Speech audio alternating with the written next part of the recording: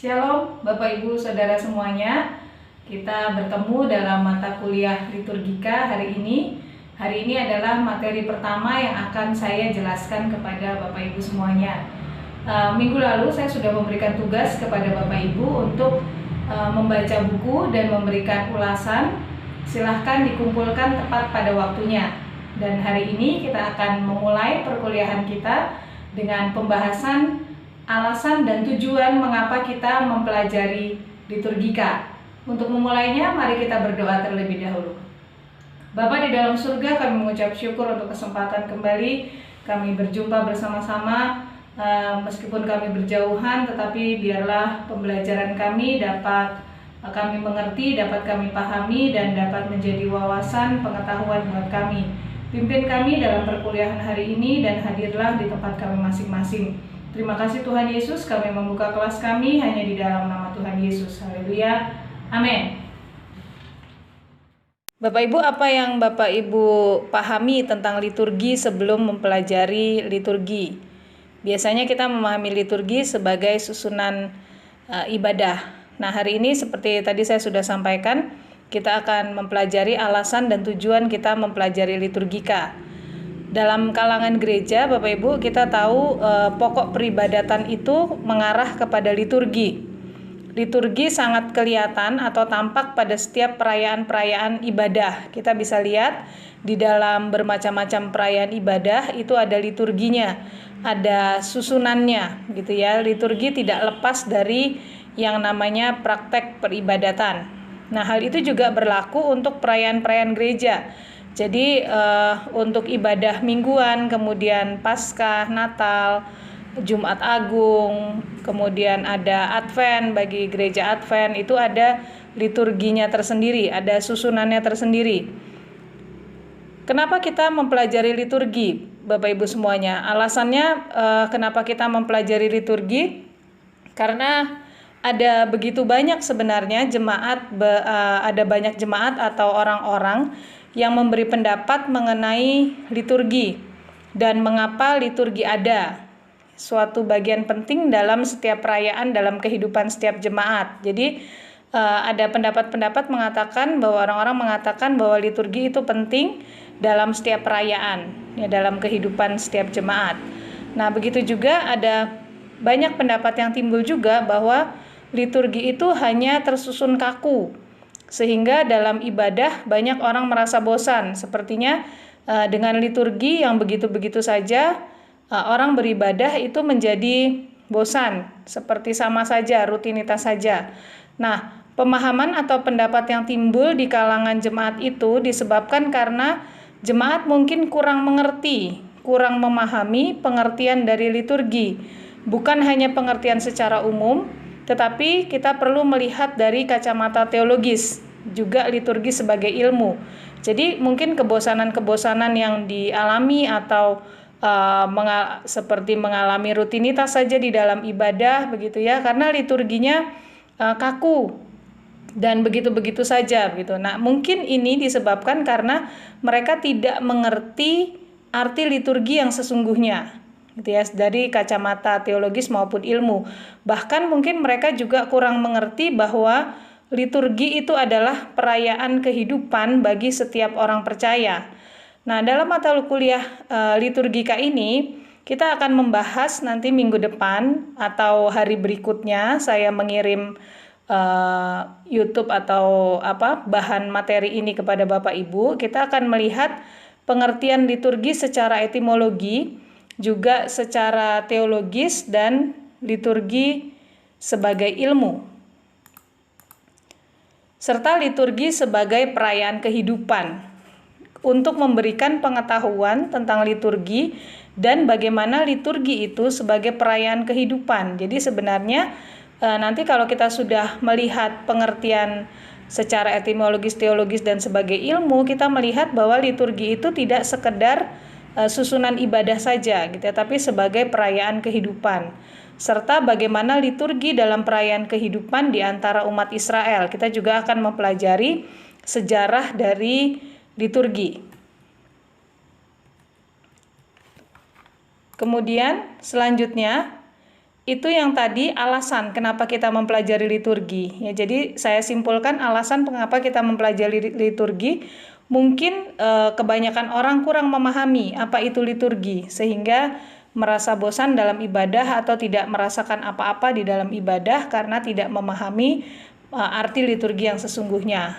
Yang berikutnya kita membahas tentang tujuan mempelajari liturgika. Apa yang menjadi tujuan kita mempelajari liturgika? Yang pertama adalah memahami dan mengerti mengenai pengertian liturgi secara etimologi, seperti yang tadi saya sudah bilang, juga secara teologis dan sebagai ilmu, serta liturgi sebagai perayaan kehidupan. Tujuan yang kedua, kita akan memahami berbagai bentuk dan variasi liturgi, nanti itu akan dijelaskan dalam perjalanan penjelasan mata kuliah ini. Kita juga akan memahami simbol dan unsur-unsur liturgi. Saya juga berpikir Bapak Ibu mengerti simbol-simbol dan unsur-unsur yang digunakan dalam liturgi. Simbol-simbol itu untuk menunjukkan atau memberikan pengertian kita akan pengenalan kita akan Allah dan lain sebagainya. Dan tujuan berikutnya adalah mampu menerapkan liturgi dalam ibadah secara benar. Meskipun di hari-hari sekarang Bapak Ibu kita melihat susunan ibadah atau liturgi ini mengalami perubahan-perubahan, tetapi sebenarnya adalah unsur-unsur pokok yang tidak boleh hilang di dalam liturgi. Kemudian tujuan yang lain adalah melaksanakan praktek liturgi dan memaknai liturgi sebagai perayaan kehidupan.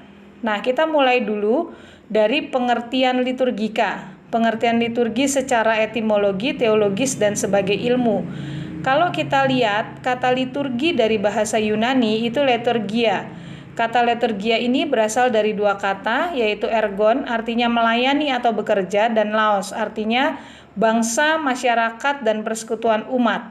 Nah, kata laos dan ergon ini Bapak Ibu diambil dari kehidupan masyarakat Yunani sebagai kerja nyata rakyat pada bangsa dan negara. Jadi secara praktis bisa dikatakan hal ini seperti membayar pajak, kemudian membela negara dari ancaman musuh, juga sebagai wajib militer. Jadi sesuatu yang dilakukan kepada rakyat untuk negara gitu ya.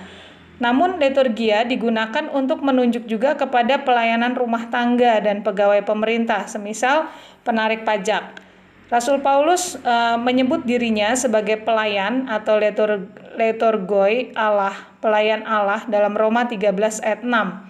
Jadi bisa dikatakan liturgi ini kita pahami sebagai pelayanan kita kepada Allah pada saat kita melakukan ibadah. Sebagaimana pemahaman Paulus ini, liturgi adalah juga sikap beriman sehari-hari. Liturgi tidak terbatas pada perayaan gereja saja. Kita lihat liturgi biasanya dipahami sebagai urutan ibadah saja, bukan hanya itu saja sebenarnya Bapak Ibu, punya pengertian yang lebih mendalam bagaimana kita mengabdi, bagaimana kita mengagungkan, bagaimana kita memberikan penghormatan kepada Tuhan. Nah, dewasa ini kata liturgi adalah sebutan yang khas dan umum diterima begitu untuk perayaan ibadah Kristen. Ya, jadi kita mengerti kata liturgi itu yang tidak bisa dipisahkan dengan ibadah. Asal usul kata liturgi adalah kata Yunani liturgia tadi yang terdiri dari kata-kata ini. Tadi saya sudah menjelaskannya kepada Bapak Ibu semuanya. Di sini ada pengertian yang lain dari liturgi. Arti liturgi dalam dunia Yunani kuno, liturgi itu adalah pekerjaan yang dilakukan oleh rakyat, sesuatu yang dilakukan demi kepentingan kota atau negara. Jadi waktu melakukan liturgi, waktu beribadah bukan hanya untuk kebutuhan kita, tetapi justru memberikan pengagungan atau memberikan pelayanan kepada Allah. Nah, arti itu adalah seperti bayar pajak tadi yang sudah saya jelaskan juga ya, di dalam Roma 13 ayat 6 juga dikatakan, Paulus mengatakan sebagai pelayan Allah begitu. Nah, apa maksudnya liturgi sebagai perayaan kehidupan? Liturgi adalah pelayanan ya, dari asal katanya liturgi itu adalah pelayanan. Pelayanan kepada siapa? Pelayanan kepada Allah dan pelayanan kepada sesama manusia yang lain. Liturgi adalah tempat di mana kita menyanyikan akan pengharapan dan masa depan.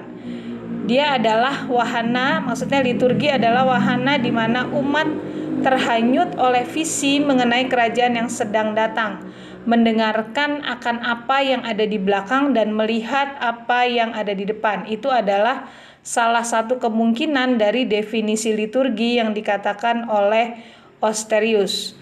Tetapi semuanya itu secara langsung terjalin dengan pengalaman kita.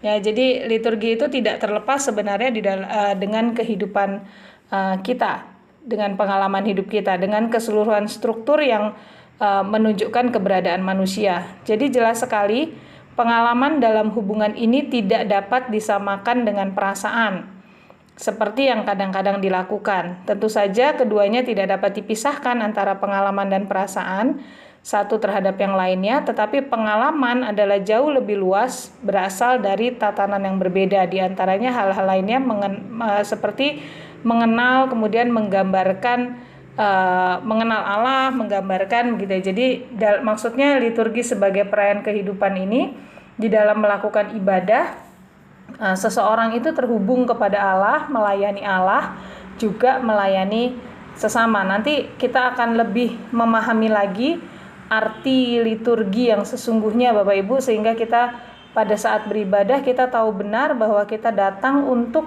sepenuhnya mengabdikan diri kepada Allah, memberikan penghormatan kepada Allah, mengagungkan Allah, karena kita juga mengingat karya Allah di dalam kehidupan kita. Nah, menurut pengertian teologis, kita bisa memahami liturgi sebagai perayaan misteri karya penyelamatan Allah dalam Yesus Kristus. Karya penyelamatan Allah itulah yang kita rayakan dalam liturgi. Makna karya keselamatan Allah dalam Kristus bisa kita pahami secara lebih sederhana, yaitu karya penyelamatan Allah dalam Kristus itu sebenarnya menunjuk pada karya atau tindakan Allah yang mengasihi dan mencintai kita, yang memelihara dan melindungi kita, yang melengkapi dan mencukupi segala yang kita perlukan. Jadi di dalam ibadah, dalam melakukan liturgi ini, menurut pengertian teologis, kita sedang merayakan kembali karya penyelamatan Allah dalam hidup kita. Begitu, bagaimana Allah mengasihi kita, Allah mencintai kita, Allah memelihara, melindungi kita, juga melengkapi dan mencukupkan segala sesuatu yang kita perlukan. Nah, kita mengingat kembali karya-karya Allah seperti itu.